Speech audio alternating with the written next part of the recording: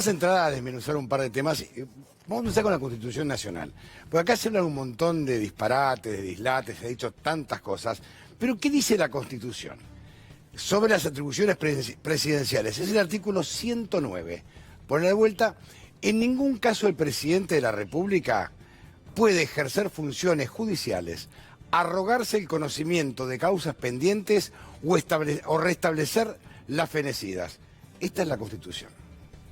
Entonces yo me pregunto a todos aquellos que están hablando de brigadas, que van a tomar no sé qué cosas, que van a cuidar a la oposición, una cantidad de anuncios, de dichos que han manifestado en los medios de comunicación, ¿no leyeron la Constitución Nacional?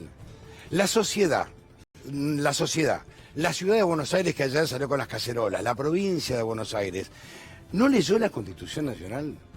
O sea, nadie leyó la Constitución. Los argentinos no saben que el poder ejecutivo no tiene la potestad ni la facultad para liberar ni detener personas, no se sabe. Que el poder legislativo no tiene la facultad ni la potestad de detener personas ni liberarlas tampoco, no se sabe. No se sabe esto. Entonces yo me pongo a pensar que aquellos que creen que efectivamente el gobierno nacional o provinciales tienen la idea de, por ideológicas, liberar a todos los presos, ninguno leyó la Constitución. Ninguno leyó. Los colegas que hablan de todo esto no se tomaron el trabajo de leer la Constitución Nacional. No se tomaron el trabajo. Porque después algunos medios salieron a decir, por ejemplo, ¿qué ocurrió con un delincuente, Miguel Ángel Olote, que fue liberado por la Sala 5, el Tribunal Oral número 5 de San Martín, compuesto por María Claudia Morgese Martín, Esteban Rodríguez Gers y Matías Mancini? Lo liberaron. Ahora bien, ¿qué hizo el Poder Ejecutivo? ¿Qué hizo la Cámara de Diputados, la Cámara de Senadores? Les pidió juicio político. Al Consejo de la Magistratura les pidió el juicio político. Y aquel juez que liberó a Carlos Capdevila también merece un juicio político. Los jueces federales de un tribunal de San Martín son los primeros denunciados por haber dado arresto domiciliario a un condenado por violación. La presentación fue realizada por el diputado Alberto Acef y ya se presentó en el Consejo de la Magistratura. Se solicita el inicio del proceso de juicio político por falta de imparcialidad, arbitrariedad y mal desempeño. Así terminan, porque el que determina la libertad es el juez y es el responsable.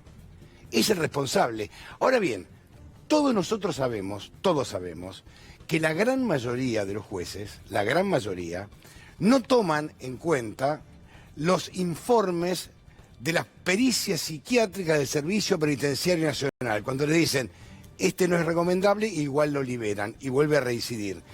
Todos lo sabemos. Entonces hay que empezar a pensar que el fallo o el habeas corpus firmado por el Tribunal de Casación es un error. Es un error. Porque debe saber un juez de casación que tiene carrera judicial, debe saber que primero los jueces no lo leen y segundo están desbordados de trabajo. Tienen que saberlo, aunque estén en una pandemia trabajando de sus casas por el coronavirus, están desbordados de trabajo. Al margen de ello, tampoco los leen. El caso de Curtó, por ejemplo. El caso de Curtó. Lo liberaron un hombre de inteligencia de Campo de Mayo. Quedó en libertad. Ahora, el juez que lo liberó no tiene que ser sometido también a juicio político porque es muy claro el dictamen. O el habeas corpus no incluye ni a violadores, ni a asesinos, ni a homicidas, ni a femicidas, ni a asaltantes a mano armada. No los incluye. Entonces, ¿por qué los liberan? Y después tenemos otro dato que me llamó mucho la atención, muchísimo la atención. Pretender responsabilizar a los poderes ejecutivos de libertades no solamente es irresponsable y mentiroso, sino además yo creo que raya con lo delictual. Insuflar miedo en la sociedad es realmente algo muy irresponsable. ¿Cómo desde los medios vamos a intentar que la sociedad que actualmente tiene miedo tenga todavía más miedo porque pretendemos decirle o comunicarle que van a liberar a una enorme cantidad de violadores, asesinos? Si lo escuchen que decía esta mujer, Felicitas Bécar Varela, pero antes les voy a contar que la familia Bécar Varela tiene una larga tradición en la Argentina, una larga tradición. Ustedes recordarán, aquellos que somos un poco más viejos, a Cosme Bécar Varela, que fue el fundador ultracatólico de Tradición, Familia y Propiedad. Como Carvajal es muy famoso en la década del 80, cuando la Argentina discutía y debatía la ley de divorcio, y él se oponía, pero tremendamente. Él fue uno de los impulsores de que la Virgen de Luján, contra el divorcio, salga de Luján y llegue a la catedral. Entonces es entendible que una persona se haya formado en esa estructura familiar y puede decir esta barbaridad sobre la liberación de presos. Escuchémosla, por favor. A ellos no les importa la pobreza generalizada, les importa el poder y solo terminar en bloque negociando y depender en el Cuba y Venezuela. Nosotros ya vimos Cuba, lo que significaba vivir en ese contexto. Los únicos ricos son los del gobierno, asociados con 5 empresarios que transan a la corrupción. Bueno, ese es el modelo que vamos. Bueno, ¿quién crea todo esto? Es realmente un disparate. También dijo que iban a formarse brigadas para ir a tomar lugares, para ser una suerte de brigada del gobierno nacional o del Poder Ejecutivo, que la Cámpora estaba detrás. No es una cantidad de pavadas. Pero más allá de ello, nadie puede imaginar que un presidente puede liberar. Lo dice la Constitución. Y además, el artículo 86, inciso C de la Constitución, le confiere al presidente 2 facultades, la de indultar o conmutar las penas.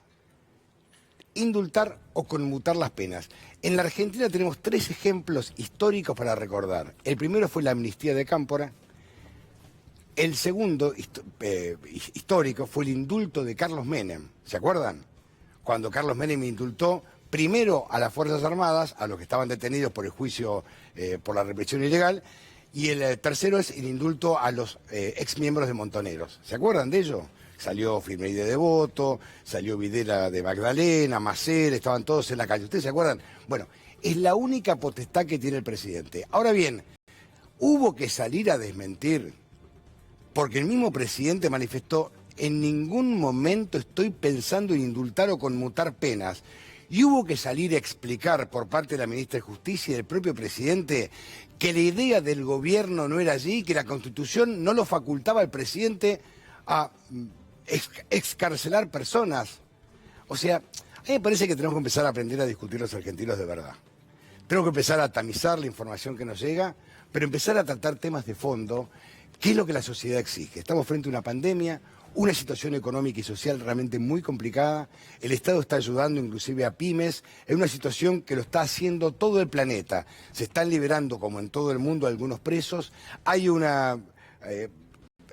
protocolo para la liberación de los detenidos y al mismo tiempo empezar a pensar nosotros, los comunicadores, cómo vamos a comunicar, qué vamos a comunicar y, en primer lugar, no intentar insuflarle miedo a la sociedad.